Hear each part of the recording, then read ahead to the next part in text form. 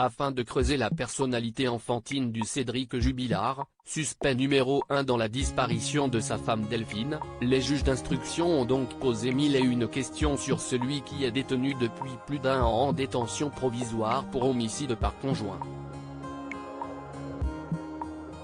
Même face à la justice, il ne craint pas d'abuser des provocations. Face au psychiatre chargé de l'expertiser, Cédric Jubilard parle sans grand mal de son côté trop enfantin, ou immature. Il donne ainsi l'exemple de ses moments de jeu avec leur fils Louis dans des propos rapportés par Libération. « Delphine me le reprochait, comme lorsque je construisais un mur de Lego pour le casser avec des petites voitures. Elle me demandait si j'avais 5 ans. Mais cette anecdote n'est pas la plus manifeste de son tempérament immature.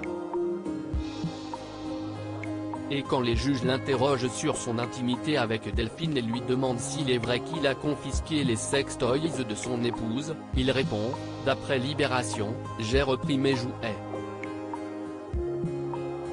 Le Parisien avait ajouté des précisions sur cette anecdote, s'il estime qu'il lui avait acheté, note de la rédaction, les jouets sexuels, donc si elle en voulait, elle avait qu'à aller s'en acheter.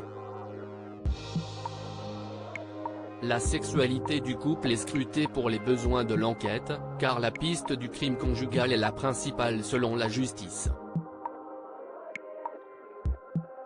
Il faut donc avoir tous les éléments possibles sur leur vie de couple pour comprendre quel aurait pu être le mobile de l'accusé. Avant de disparaître subitement dans la nuit du 15 au 16 décembre 2020, Delphine Jubilard née au Saguel était en procédure de divorce par consentement mutuel du père de ses 2 enfants. Elle avait par ailleurs rencontré un autre homme, vivant à Montauban, et avec qui elle espérait s'installer à partir de l'année 2021.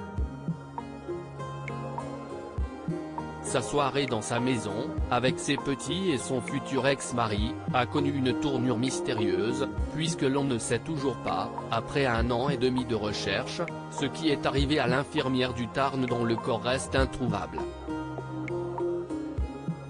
Cédric Jubilard reste présumé innocent des faits qui lui sont reprochés jusqu'au jugement définitif de cette affaire.